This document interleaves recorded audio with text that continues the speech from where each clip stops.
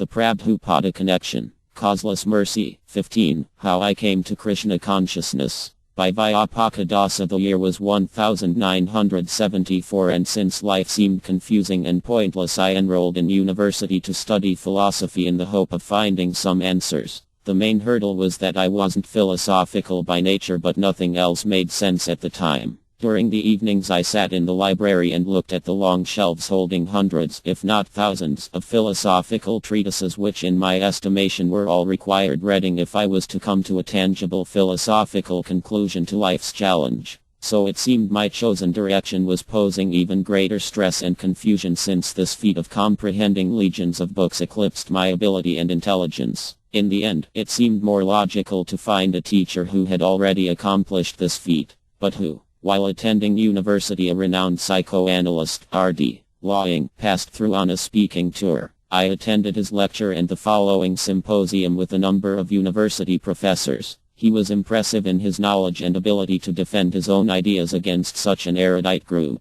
Some were quite challenging. During the discourse, Dr. Laing issued an invitation for anyone interested in his presentation that day to come and attend an institute he oversaw in London. Uncertain if the invitation was only for the learned professors rather than for a lowly undergraduate, I summoned the courage to send a letter requesting that I travel to London and attend the Philadelphia Institute's programs. Since my university term was coming to an end, it was time to head home to a summer job in order to scrimp and save for my hoped-for trip to England. The fateful day soon arrived, and a letter appeared bringing good news and a list of the courses offered. Some were even being taught by Dr. Laing himself. It was from his secretary, who requested that I confirm my interest. Off went my response, and I returned to my summer job driving a school bus for the physically challenged, but now full of hope that my many questions could be answered. Weeks soon dragged to months, and there was no response, and my summer job was soon coming to an end. One weekend a friend and I attended a rodeo. While returning to the car, I saw some bald-headed young men sporting cowboy hats. I recognized them as devotees because on my return home from university, I had met other devotees on my way to the train station and had received a BTG at that time. Another funny coincidence was that I had spent the same afternoon in a museum featuring an Indian cultural presentation, and while looking at the many paintings, etc., wondered which artwork depicted Krishna, since he was the only thing I knew about Indian culture.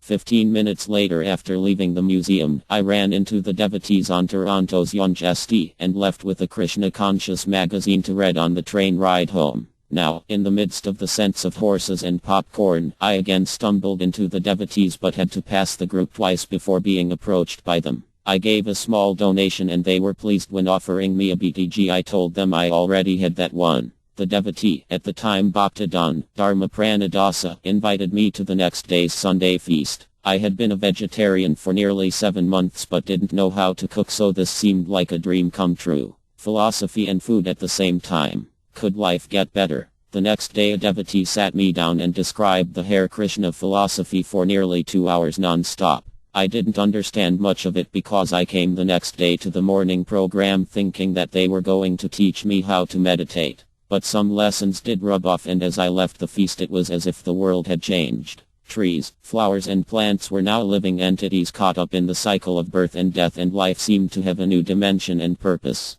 But still no letter from England, and my summer job was soon coming to an end. What to do? Luckily, the devotees had a candle business and were needing help. So before I knew it, I was carving candles, listening to strange music and whiffing an exotic blend of paraffin and incense. As we sat there during work, devotees spoke about the philosophy and lifestyle of Krishna consciousness. To blend philosophy and lifestyle together was something important to me because during my studies at university, I found that this was a step that many modern philosophers found elusive. For me, philosophy meant little if it didn't translate into daily action. In regards to lifestyle, the Krishna cuisine was incredible. Never had I experienced such tastes in food before. Life's meaning began to be defined simply by how long we had to wait until the Sunday feast. 5 days, 3 days to go, and finally Sunday arrived along with the traditional feast. The curtains were uproarious, the philosophy sweet and inspiring, but the main event was the feast. I ate until I couldn't eat anymore. It was impossible to take another bite.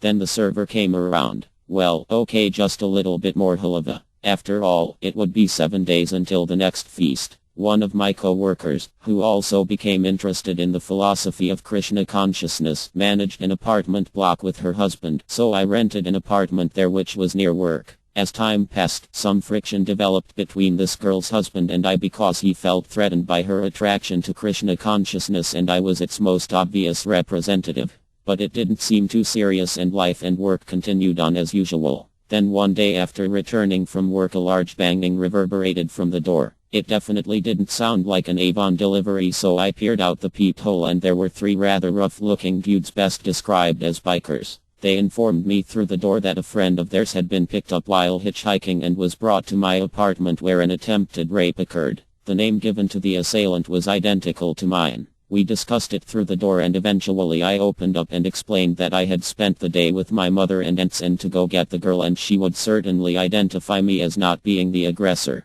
They relented and promised to return with the girl. During my defense I suggested that perhaps the caretaker might be responsible since he had a key to my apartment and we weren't on the best of terms. At the same time, my neighbor, who was a good friend of the caretaker, was carefully listening through the door and promptly informed the caretaker, who in turn wanted to beat me up, and rightly so if he indeed was as innocent as I. I didn't know what to do, so I took shelter of the temple and moved in for a few days. However, a few days stretched and the temple soon became my home. It is funny to look back on because if I wasn't so thick-headed, I should have realized that Krishna consciousness was the absolute truth and moved in on my own. So much for my chosen career path of being a philosopher. Soon after a letter arrived from England. What happened was my response had been sent to the name of the secretary, who had in the meantime left the institute's employment. As a result, the letter had sat awaiting delivery. Eventually, she returned for a visit and when they realized the nature of the letter sent me confirmation of my acceptance and a new course outline.